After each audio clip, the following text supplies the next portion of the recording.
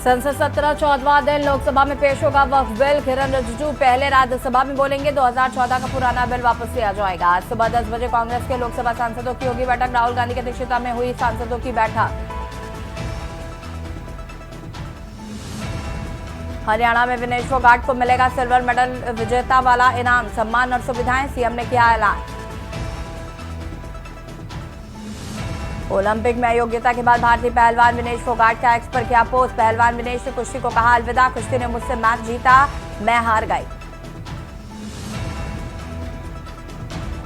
चुनाव आयोग टीम का आज जम्मू कश्मीर दौरा। जल्द होंगे चुनाव। सुप्रीम कोर्ट की 30 सितंबर तक की डेडलाइन। 20 अगस्त तक अपडेट होगी वोटर लिस्ट। आज खत्म हो रही अरविंद केजरीवाल की सीबीआई न्यायिक हिरासत। केजरीवाल को राउजवेन्यू कोर्ट में पेश करेगी सीबीआई। आप देख रहे हैं के न्यूज, खबरों का सारथी।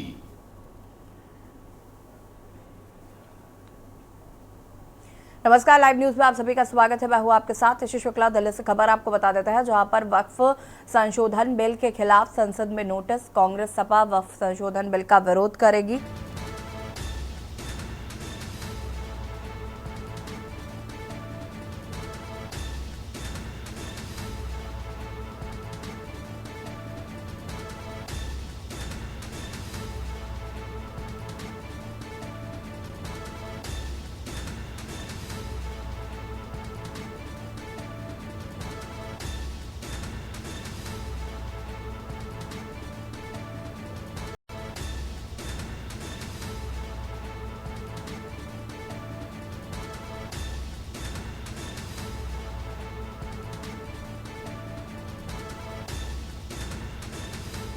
वक्फ संशोधन बिल के खिलाफ संसद में नोटिस। के सी वेणुगोपाल बेदर ने नोटिस दिया। समाजवादी पार्टी वक्फ बोर्ड संशोधन बिल का करेगी विरोध।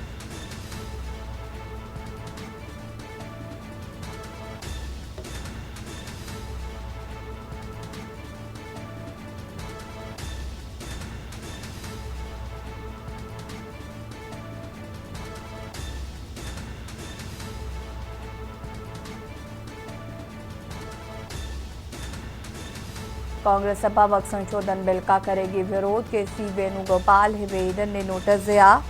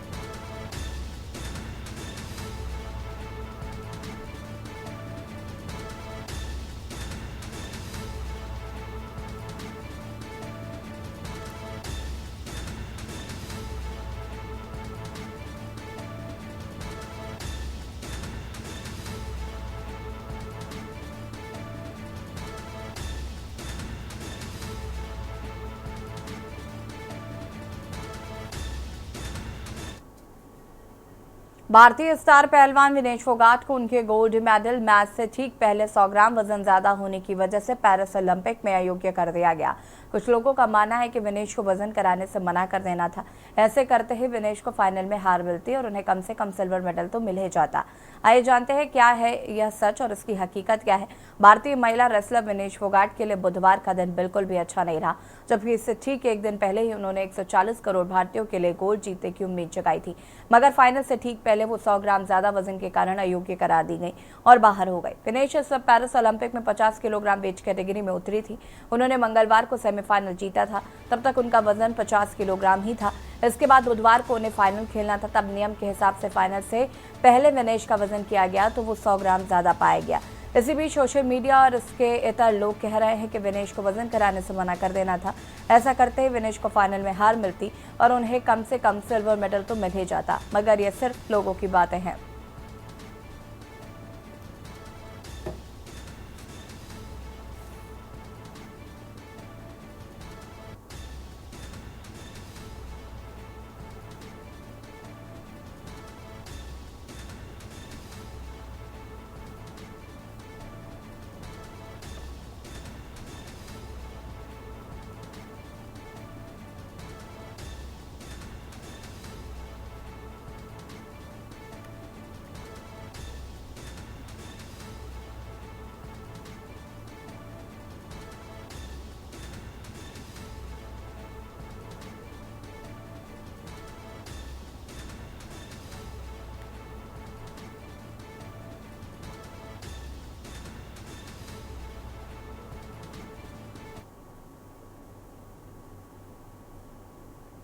पड़ोसी देश बांग्लादेश में नागरिक कारोबार, इलाज और पर्यटन के इरादे से कोलकाता आते रहते हैं।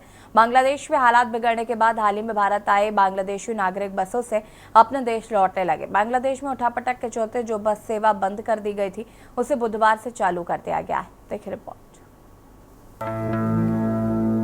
पड़ोसी देश बांग्लादेश के नागरिक कारोबार, इलाज और पर्यटन के इरादे से कोलकाता आते रहते हैं। बांग्लादेश में हालात बिगड़ने के बाद हाल ही में भारत आए बांग्लादेशी नागरिक बसों से अपने देश लौटने लगे हैं।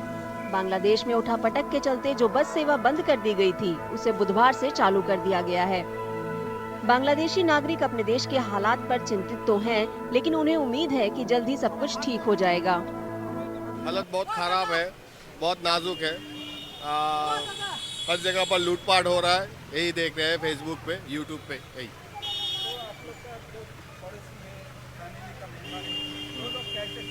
वो लोग डरे से रहते हैं। अब कहाँ से कहाँ चोरी होगा वो सब टैकल दे रहा है। हाँ, जरूर भी टेंशन होगा ना। कोई सरकार नहीं, कोई पुलिस नहीं, तो फैमिली लोग को ही पहरा देना पड़ेगा ना। आपका टेंशन हो रहा है? हाँ, हम लोग इंडिया में टेंशन पे ही है। कुछ दिन से बस नहीं चल रहा है, अब बस चल रहा है, तो अब जाने वाला है। Now I think everything okay. Now our country governments changed. Now everything okay. I think the 2 or 3 days is some problem, but in future is no problem. In future no problem. Now everything okay. I think in our country political situation now government changed, so everything okay. I think now. And all other safe. It is the media already exposed everything, but no major issue. I think. Not major issue, major problem. Everything already changed. Bangladesh में तख्ता पलट के बाद हालात काफी बदल गए हैं। 15 सालों तक देश पर शासन करने वाली शेख हसीना को भारी विरोध के बाद इस्तीफे के साथ साथ देश भी छोड़ना पड़ा। नौकरी में आरक्षण नीति के खिलाफ शुरू हुआ आंदोलन इतना बढ़ गया कि तख्ता पलट के हालात बन गए। जिस दिन भी शेख हसीना भाग गया ना, वो दिन बहुत मंदिर भी भांगा, बहुत बंग भवन ही, जादूगर ही, इधर भी बहुत खतरा किया। अभी तो हुआ आस्ते आस्ते भी सिचुएशन बहुत अच्छा हो रहा है। तो आपको टेंशन नहीं हो रहा है? टेंशन क्या है? टेंशन तो अभी करेगा जो फायदा भी नहीं है। टेंशन तो अभी कमता है, कमती है। तो आप तो आज लौट रहे हैं घर, तो घर लौटने के बाद उसका पहले क्या कोई बातचीत हुआ? मैं लड़ूंगा 2-3 दिन पर। वो इधर भी बॉर्डर भी परिस्थिति भी अच्छा हो जाएगा ना, वो टाइम भी मैं घर में फिरूंगा, इसलिए मैं वेट कर रहा है, कभी फिरूंगा। बांग्लादेश का सिचुएशन पहले खराब था, अभी अच्छा होता है, तो अच्छा होता है। अभी अच्छा है। तो आपका परिवार सबका साथ बात किया है, कैसे हैं लोग? हाँ, बात किया। मैं मेरा परिवार के साथ बात किया। तो आपको कलकत्ता में घूमने आया था, जा रहा है, आपको टेंशन नहीं हो रहा है? नहीं, मेरा कुछ टेंशन नहीं हो रहा है। मेरा अपना मुल्क में जाएगा, अच्छा है, नहीं कोई टेंशन नहीं। बांग्लादेश में मौजूदा हालात को देखते हुए पश्चिम बंगाल के सीमावर्ती इलाकों में सुरक्षा बढ़ा दी गई है। उत्तर 24 परगना जिले में भारत बांग्लादेश सीमा से 300 मीटर की दूरी पर बैरिकेड्स लगा दिए गए हैं। आम जनता के लिए भी बॉर्डर पार करने पर रोक लगा दी गई है।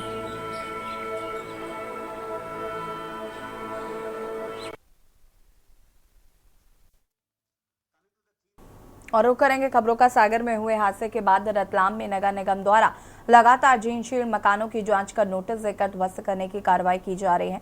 नगर निगम की टीम शहर के कसेरा बाजार में एक मकान के जीर्णशीर्ण हिस्से को सील करने पहुंची, तब वहां रह रहे लोगों ने विरोध करते हुए विवाद किया। टीम के साथ हाथापाई भी। निगम कर्मचारी को मुक्के मारे, पूरी घटना कैमरे में कैद हो गई। घटना के बाद निगम से सब इंजीनियर अनुराग जामोरवान ने भी मौके पर पहुंचे। उन्होंने भी समझाने की कोशिश की, लेकिन मकान मालिक मानने के लिए तैयार नहीं था।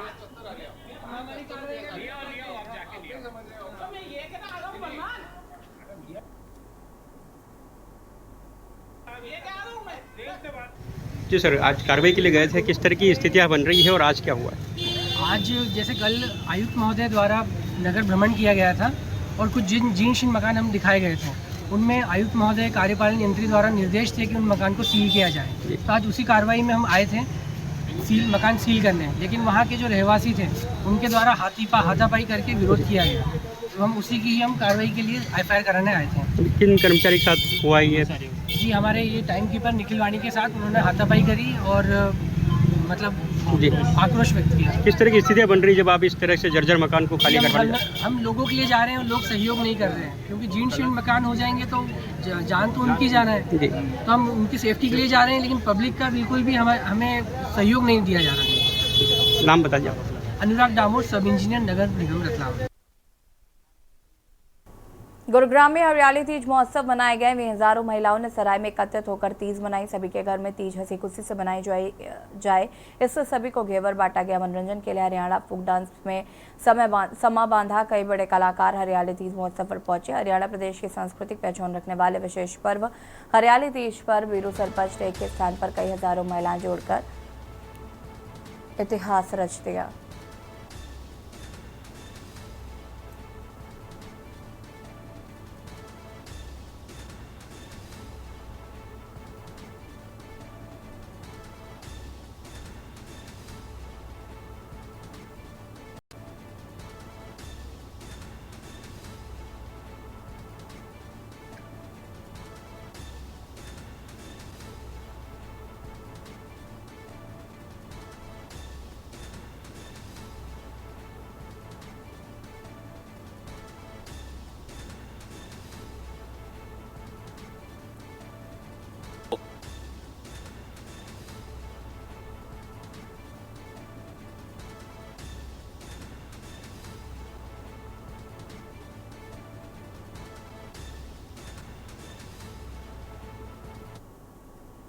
निरीक्षक संदीप कुमार, प्रभारी अपराध शाखा जेएलएफ फेज 4 गुरुग्राम की पुलिस टीम को अपने विश्वसनीय सूत्रों के माध्यम से एक सूचना गांव नानूकोट पतौड़ी में एक मकान में वैध नशीला पदार्थ होने के संबंध में प्राप्त हुई।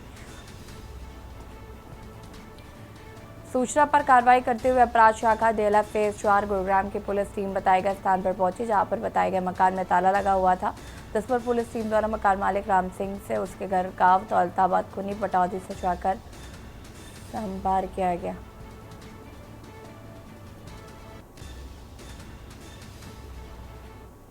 और मुख्तार अब्बास नकवी वक्फ बोर्ड को बिल में संशोधन को लेकर क्या कुछ कह रहे हैं? चाहे समावेशी सुधार हो, चाहे संवैधानिक सुधार हो, चाहे वो सामाजिक सुधार हो, उस पर सांप्रदायिक वार करने की उनकी एक हिस्ट्री बन गई है। हमारा मानना है कि इस पे डिबेट होना चाहिए, कंस्ट्रक्टिव और पॉजिटिव डिबेट होना चाहिए, डिस्कशन होना चाहिए और डिसीजन होना चाहिए। आप पार्लियामेंट में डिबेट डिस्कशन करिए, आप पार्लियामेंट की कमेटीज में डिबेट और डिस्कशन करिए, लेकिन आप लटकाने और भटकाने वाला काम बंद कीजिए।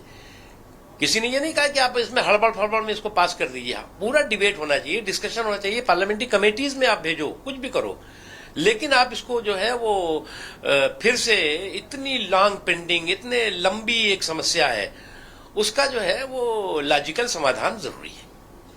सर, बांग्लादेश की सिचुएशन को लेकर के जिस तरीके से कांग्रेस के नेताओं के बयान आ रहे हैं, पहले सलमान खुर्शीद और मनीशंकर अय्यर का जो बयान आया, कैसे आप देखो, कुछ लोग हर संकट में कंटक बन जाते हैं। अब इस संकट के कंटक पुरुषों से यही हम कहेंगे कि आपदा में अवसर मत ढूंढा करो। आप जो है वो जानते हो कि हमारे देश की जो वाइब्रेंट डेमोक्रेसी है, उसको इस तरह की वायलेंट एनार्की के जरिए अपना हाईजैक कर पाओगे और ना नुकसान पहुंचा पाओगे।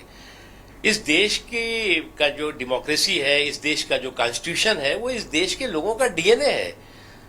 आप कहने लगोगे यहाँ पे भी जो पाकिस्तान में हो रहा है हो जाएगा। ये वही लोग हैं जो पाकिस्तान में बैठ के कह रहे थे कि मोदी जी को हटाने में हमारी मदद करो। तो मुझे लगता है कि इससे बाज आना चाहिए। इससे इनका कोई फायदा होगा नहीं, बल्कि इस तरह के सनक से, इस तरह की साजिशों से इनका सूपड़ा और साफ होगा। सर, एक मैंगो डिप्लोमेसी देखने को मिली। राहुल गांधी तो पाकिस्तान से आम आए हैं, कुछ और नेताओं को कैसे आप देखते हैं सर? भैया देखो, हमें तो काकोरी से आम आए हैं, काकोरी के आम, उनको कराची के आम आए हैं। तो कुछ लोगों को जो है वो विदेशी जायका पसंद है, हमें तो स्वदेशी जायका ही पसंद है। तो जिनको जो है वो कराची से आम आए हैं, उनको कराची मुबारक हो। हमें तो काकोरी के आम आए हैं, तो हमारे लिए महानता है, महान है वो।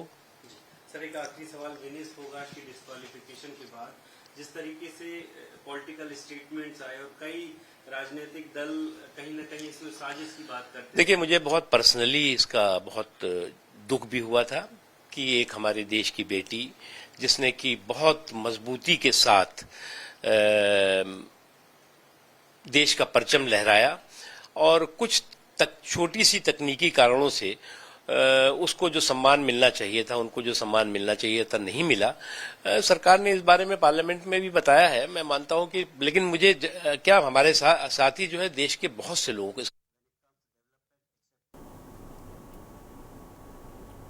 और खबर आपको हम बता रहे हैं जहां पर गांजा और बंडलों के साथ पुलिस ने छापेमारी की है। गांजा के मालिक पद से जुड़े अन्य लोगों की जानकारी एकत्रित की गई है। आगामी कार्रवाई की जाएगी। बढ़ेंगे खबरों की ओर। पूरे प्रदेश के साथ साथ जगाधारी विधानसभा निरंतर प्रगति के पथ पर आगे बढ़ रही है। कृषि मंत्री कंवरपाल गुर्जर ने जगाधारी विधानसभा क्षेत्र के हाफिजपुर के बक्करवाला तक 2 करोड़ 10 लाख की लागत से बनी सड़क का उद्घाटन और इसी प्रकार खिलोवाला से बनियावाला भंगेड़ी से बागपत तक 8 करोड़ 58 लाख लागत से बनने वाली सड़क व पुल के निर्माण कार्य का शुभारंभ किया है।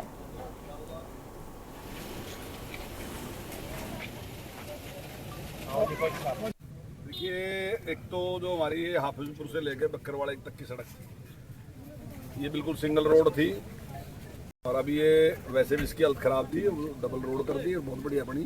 लगभग 2 करोड़ 10 लाख रुपए उस पर खर्च हुए। बहुत अच्छी सड़क और बहुत सुंदर सड़क। एक ही हमारा रास्ता है, यहाँ से खिल्लोवाड़ा से जाके जट्टोवाड़ा तक निकलता है। मेरे दिमाग में बहुत दिन से था कि ये बढ़ना चाहिए, इससे इस पूरे एरिए को खासकर इस घाट क्षेत्र को बड़ा भारी से लाभ होगा। तो ये हमने मंजूर करा दी सड़क। यहाँ पे पुल लगना, ये आप सामने दिखाई दे रहे हैं। तो ये 8 करोड़ 58 लाख का काम है और इसकी शुरुआत कर दी, पुल भी बनने शुरू कर दिया और जल्दी ये सड़क बन के तैयार होगी।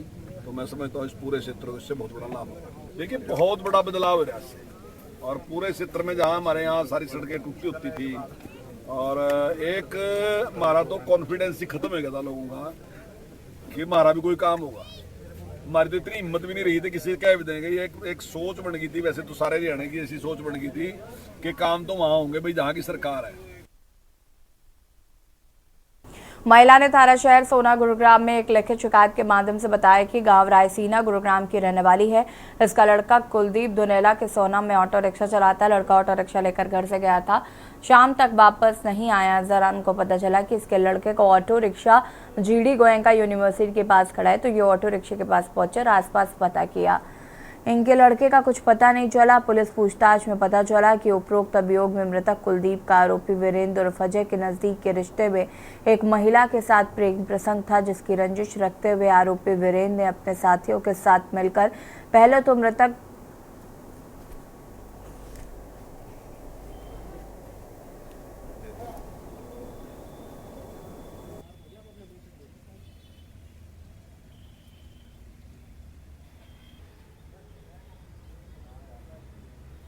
देखिए, हमारे पास जो 5 और 6 की जो इंटरवीनिंग नाइट है उसमें सूचना आई थी कि एक केआर मंगलम यूनिवर्सिटी के पास, केआर यूनिवर्सिटी के मंगलम के पीछे जो खाली पड़ा ग्राउंड है वहाँ पे एक अज्ञात शव मिलने की हमारे पास सूचना प्राप्त हुई थी।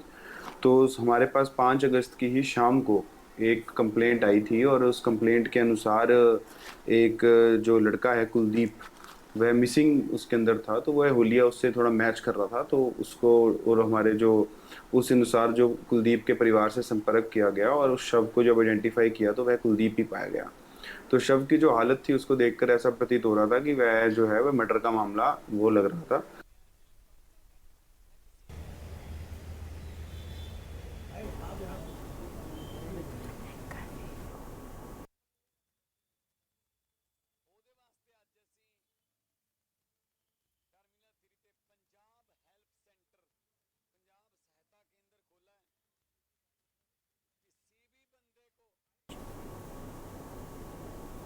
और यहाँ रुकेंगे छोटे से ब्रेक के लिए, जो हाजिर होते हैं। आप देख रहे हैं के न्यूज, खबरों का सार। ब्रेक के बाद एक बार फिर से आप सभी का स्वागत है। सीतापुर से खबर आपको बता देते हैं, जहां पर पुलिस के गश्त को चोरों की चुनौती। निजी विद्यालय का रोशनदान तोड़कर घुसे चोर। बता दें कि चोरों ने विद्यालय में रखा सामान पार किया, विद्यालय के जरूरी कागजात भी उठा ले गए चोर। विद्यालय प्रबंधन ने पुलिस को सूचना दी और जांच शुरू की है। बिस्वा कोतवाली क्षेत्र के माधव शिशु वाटिका का यह पूरा मामला बताया जा रहा।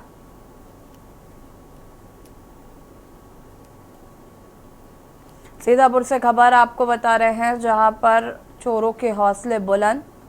पुलिस के गश्त को चोरों की चुनौती। निजी विद्यालय का रोशनदान तोड़कर घुसे चोर। चोरों ने विद्यालय में रखा सामान किया पार।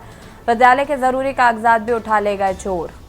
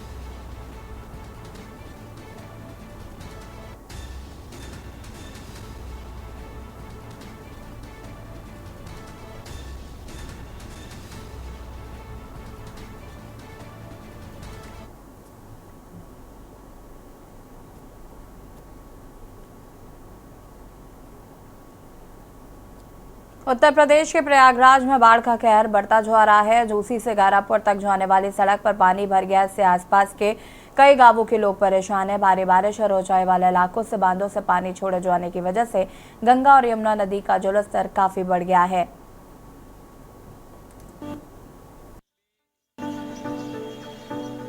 पहाड़ी राज्यों में लगातार हो रही बारिश की वजह से प्रयागराज में संगम घाट पर गंगा और यमुना नदी का पानी बढ़ने से लोगों के रोजमर्रा के काम में दिक्कत आ रही है।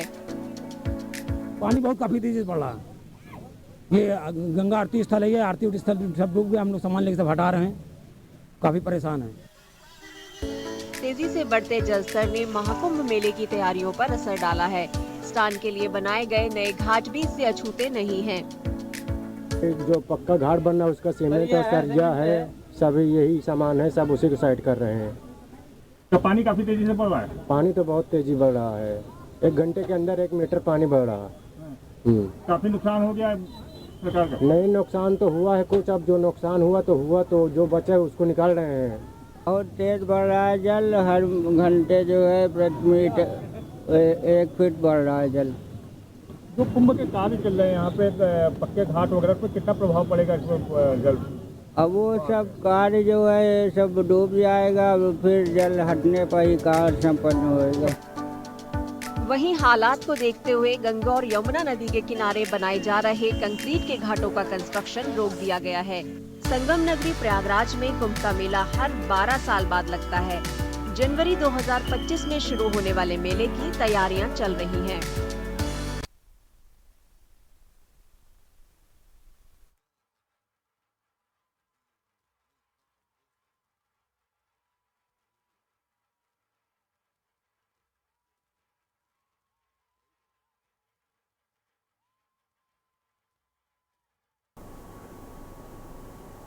बनारस हिंदू विश्वविद्यालय ने मंगलवार को यूनिवर्सिटी के हॉस्टल में रहने वाले बांग्लादेशी छात्रों की सुरक्षा के लिए स्टाफ की तैनाती की है। देखिए रिपोर्ट। बनारस हिंदू विश्वविद्यालय ने मंगलवार को यूनिवर्सिटी के हॉस्टल में रहने वाले बांग्लादेशी छात्रों की सुरक्षा के लिए स्टाफ की तैनाती कर दी है। हमारे यहाँ लगभग 84 छात्र और 42 छात्राएं विभिन्न छात्रावासों में रहती हैं बांग्लादेश से जो आए हुए हैं, तो उनकी की गई है। और साथ में ये भी पाया गया कि कुछ हमारे ऐसे भी छात्र हैं जिनका कि डिग्री पूरा हो गया है लेकिन वो किसी वजह से अपने मार्कशीट के लिए रुके हुए हैं, तो उनको भी हम लोगों ने विश्वविद्यालय के जो हमारा इंटरनेशनल हॉस्टल है उसमें उनको रुकने की अनुमति प्रदान की गई है। बांग्लादेशी छात्रों ने बीएचयू की कोशिशों का धन्यवाद अदा करते हुए बताया कि उनके देश में हालात काफी तनावपूर्ण हैं। इसी वजह से वापसी को लेकर काफी परेशान थे। हम ऐसा मान रहे थे कि यूनिवर्सिटी कुछ आएगा, लेकिन इतना कठिन टाइम पर जो एडवाइजर आया उसको देख के वी आर ऑल्सो ओवरवेल्म्ड कि यूनिवर्सिटी ने हमारे स्टूडेंट्स के लिए ऐसा इनिशिएट लिया, क्योंकि ऐसे भी चाहे तो हम कहीं पे जा भी नहीं सकते। एंड बॉर्डर पे सिक्योरिटी भी स्ट्रिक्ट हो चुका है, लैंड पोर्ट्स ऑफ है, एयरपोर्ट भी ऑफ है, तो हम जा भी नहीं सकते किसी भी तरह से। तो हम बीएचयू का बहुत ज़्यादा शुक्रिया अदा करते हैं कि उन्होंने ऐसा फैसिलिटी हमको दिया।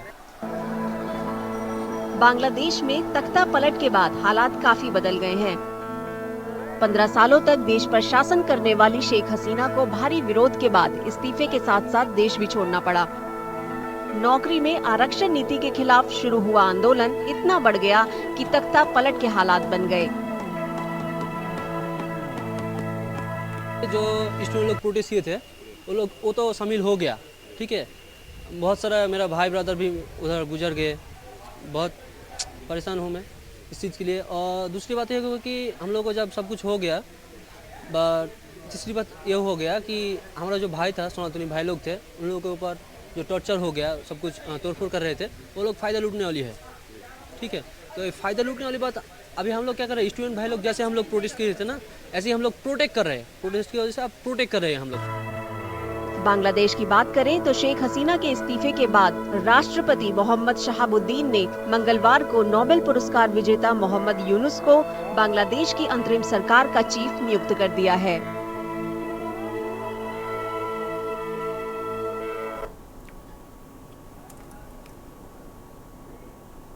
और लाइव न्यूज में रुकेंगे छोटे से ब्रेक के लिए, जो हाजिर होते हैं। आप देख रहे हैं के न्यूज खबरों का। हम लखनऊ से बताते हैं, इस बीच लखनऊ से एक बड़ी जानकारी सामने आ रही है। भाग पर भारी ट्रांसफर सत्र के बाद भी नहीं फाइनल हो पाई लिस्ट। तो ट्रांसफर सत्र बीत जाने के बाद भी आज तक नहीं फाइनल हो पाई लिस्ट। लोक निर्माण विभाग के अधिशासी अभियंताओं की बड़ी धड़कनें। हर बार तबादला सत्र में होता था जमकर भ्रष्टाचार, और विभाग में भ्रष्टाचारियों की नहीं गल पा रही दाल। बड़ी खबर आपको हम बता रहे हैं, पिछले 1 महीने से विभाग में चल रहा है अधिशासी अभियंताओं के तबादले पर मंथन। मुख्यालय से लेकर शासन तक के अफसर नहीं कर पा रहे हैं मुख्यमंत्री कार्यालय को संतुष्ट। ये बड़ी जानकारी, जहां पर लगातार एक ओर मंथन जारी है, लेकिन दूसरी ओर अफसर नहीं कर पा रहे हैं मुख्यमंत्री कार्यालय को संतुष्ट। और अभी तक कई बार बन चुकी है लोक निर्माण विभाग में अधिशासी अभियंताओं की तबादला लिस्ट। अब तक कई बार ये लिस्ट बन चुकी है, पर हर बार फंस जा रहा है कोई ना कोई पेच। बड़ी जानकारी आपको हम बता रहे हैं, जहां पर लोक निर्माण विभाग में हो गई है इस बार अधिशासी अभियंताओं की जातीय जनगणना। सूत्रों के हवाले से हालांकि ये जानकारी निकलकर सामने आई है, और विभाग में हुई अभियंताओं की जातीय जनगणना, सूत्र ऐसा कह रहे हैं। और आपको बता दें कि देखिए, विभाग के अफसरों में ये अफवाहें भी चल रही हैं। ये बड़ी खबर आपको हम बता दें, विभाग के अफसरों में जबरदस्त अफवाहें हैं, और लोक निर्माण विभाग में हो गई है इस बार अधिशासी अभियंताओं की जातीय जनगणना। लिस्ट बनाने में इस बार भी चल रही है। की बात सामने आ रही है, प्रमुख सचिव से लेकर राज्य मंत्री तक पहुंची है सिफारिश करने वाले अफसरों की भीड़। सूत्रों के हवाले से यह बड़ी जानकारी। देखिए, योगी जी की ईमानदारी पड़ी लोक निर्माण विभाग पर भारी। ट्रांसफर सत्र बीत जाने के बाद भी आज तक नहीं फाइनल हो पाई अधिशासी अभियंताओं की तबादला लिस्ट। पूरे लोक निर्माण विभाग की अधिशासी अभियंताओं की धड़कनें बढ़ गई हैं। हर बार तबादला सत्र में होता था जमकर भ्रष्टाचार। और इसी खबर पर बातचीत के लिए हमारे साथ में रेजिडेंट एडिटर उत्तर प्रदेश से मनीष पांडे जी जुड़ चुके हैं। उनका रुख कर लेते हैं। मनीष जी, क्या मामला है आखिर? पूरा बताया जा रहा है कि सीएम की ईमानदारी लोक निर्माण विभाग पर भारी पड़ रही है, और लगातार अफसर जो है वो सिफारिश कराने में लगे हुए हैं।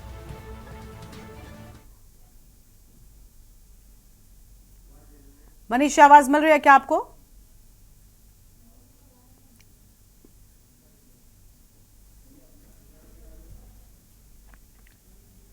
मनीष जी, क्या आप तक हमारी आवाज पहुंच रही है?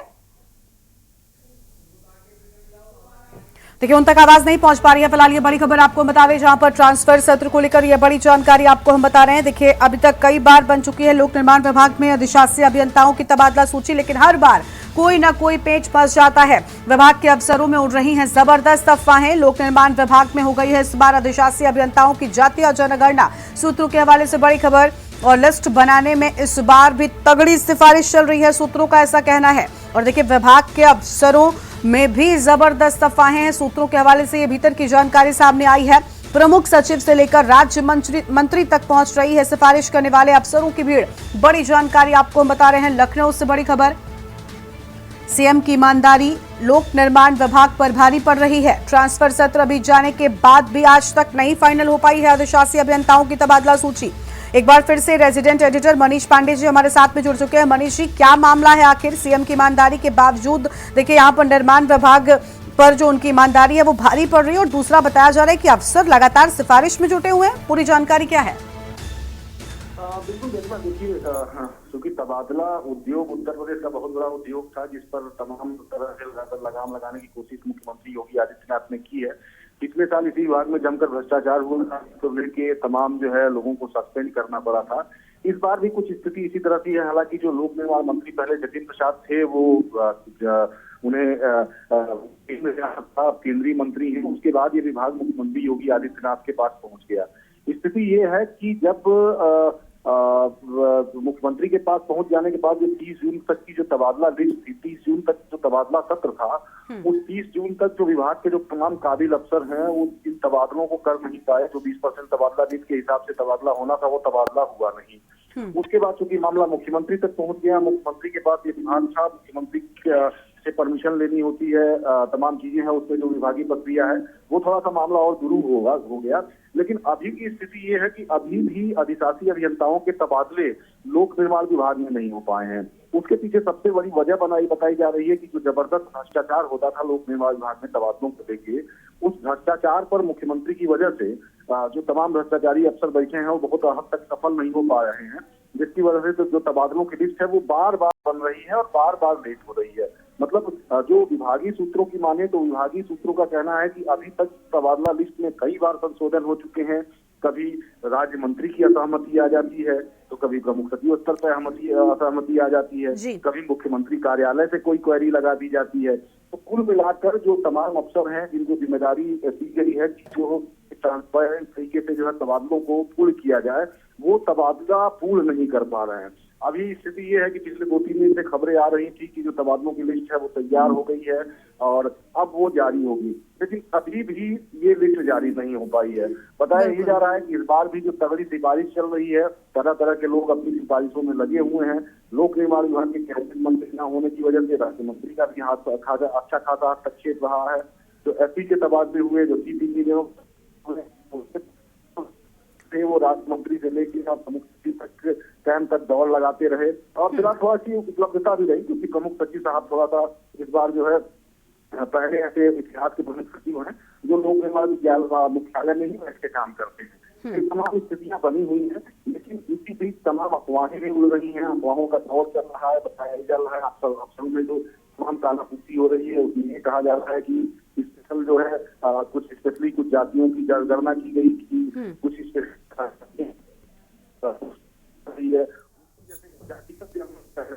उस तरीके से बताया जा रहा है कि लोक निर्माण विभाग में अधिकारियों की जातिगत जनगणना हो गई है।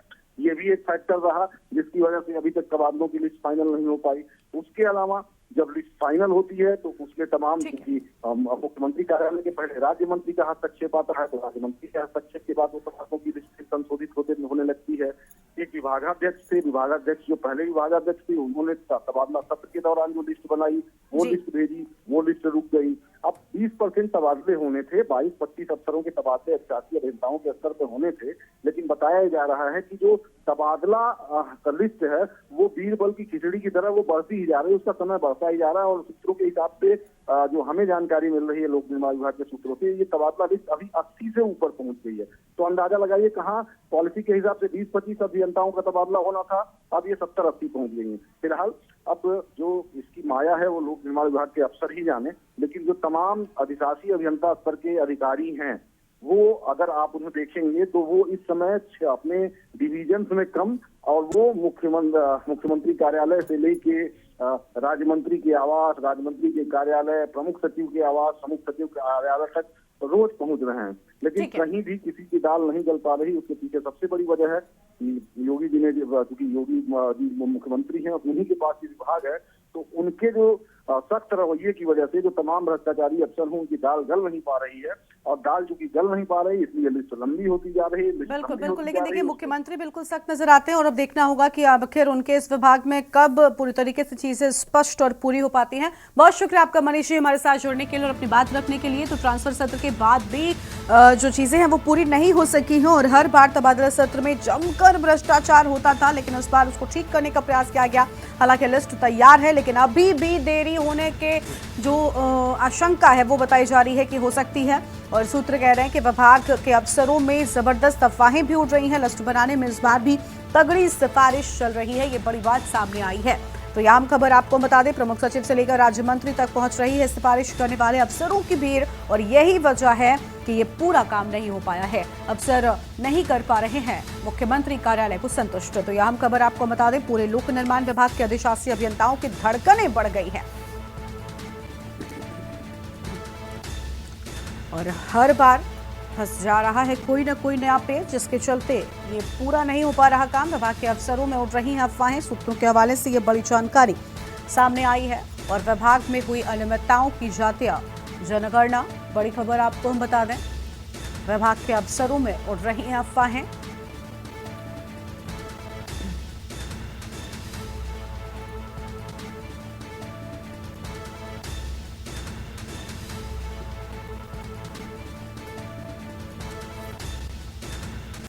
और यहाँ पर रुकते एक छोटे से ब्रेक के लिए जल्द लौटेंगे।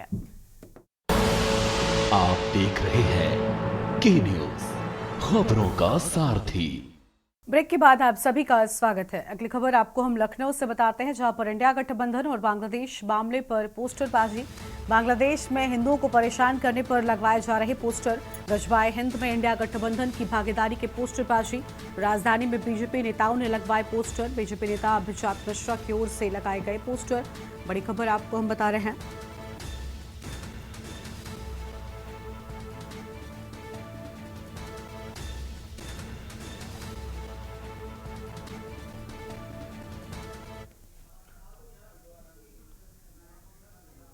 और अगली खबर भी लखनऊ से आपको हम बताते हैं, जहां गोमती नगर में कैफे में जमकर गुंडई हुई। खाने का पैसा मांगने पर कैशियर वेटर की पिटाई, सीसीटीवी कैमरे में मारपीट का वीडियो कैद हो गया है। वेटर कैशियर ने थाने में दी एफआईआर के लिए तहरीर। आम खबर आपको हम बता रहे हैं। और सीसीटीवी कैमरे में मारपीट का वीडियो कैद हो गया। वेटर कैशियर ने थाने में दी एफआईआर के लिए तहरीर। मैं बिल लेके गया और मेरे से बोले तू मेरे को बिल देगा, तुम्हारा नाम क्या है? मैंने बोला सर, मेरे को बिल देगा। और कह रहे मैंने 50,000 का यहाँ बिल कर दिया और तुम मेरे से पैसे लेगा, और मेरे को मारने लगे और गाली देने लगे, बंद करवा देंगे। सर मेरे से बदतमीज बात मत करिए सर, काउंटर पे कैशियर साहब बैठे हैं, उनसे बात कर लीजिए। लखनऊ से अगली खबर आपको बताते हैं, जहां पर police paper leak ARO paper leak मामला, ईडी ने मनी लॉन्ड्रिंग के तहत मुकदमा दर्ज किया। 11 आरोपियों के खिलाफ मनी लॉन्ड्रिंग का केस। दोनों मामलों में राजीव नयन मिश्रा समेत 11 आरोपी, सुभाष, आयुष पांडे, नवीन सिंह, अमित सिंह पर केस, अरुण सिंह, सौरभ शुक्ला, शरद सिंह पर केस दर्ज, अभिषेक शुक्ला, कमलेश पाल, अर्पित विनीत पर केस। ईडी ने दोनों मामलों में एक ही केस लिखा। जांच शुरू हो गई है। ईडी ने राजीव और सुभाष प्रकाश से पूछताछ की थी। 1.02 करोड़ की दोनों की संपत्तियां भी जब्त की थी। टीईटी, नेट, पीजी सहित अन्य परीक्षाओं में गिरोह था शामिल। बड़ी खबर आपको हम बता रहे हैं।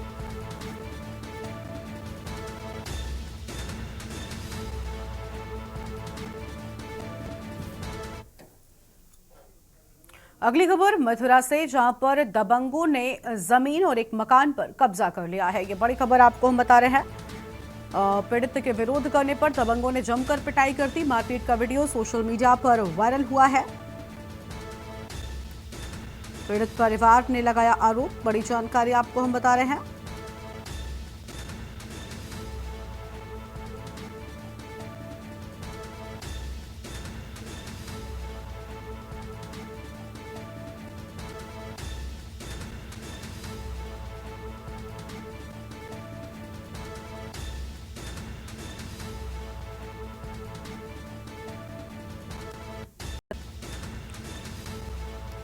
अहम खबर आपको बताते हैं, थाना जैत इलाके के गांव बढ़ौत की पूरी घटना बताई जा रही है। मथुरा से खबर, दबंगों ने जमीन और एक मकान पर कब्जा कर लिया। पीड़ित के विरोध करने पर दबंगों ने जमकर पिटाई की है।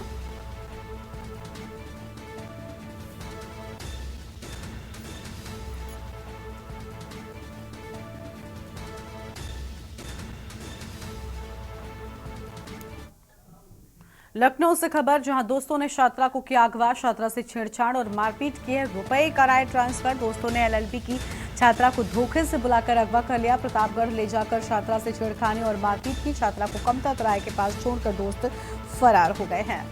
पुलिस ने एक युवती समेत 5 के खिलाफ दर्ज की एफआईआर। बस्ती निवासी छात्रा लखनऊ में निजी कॉलेज से कर रही थी एलएलबी।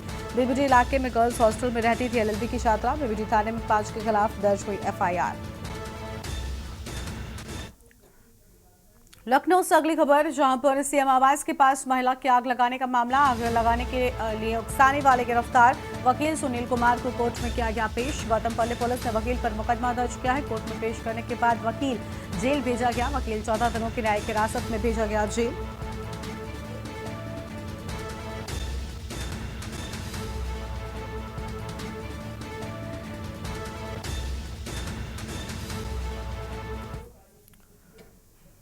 लाइव न्यूज में इतना ही। तमाम खबरों के लिए आप देखते रहिए न्यूज़ इंडिया। नमस्कार।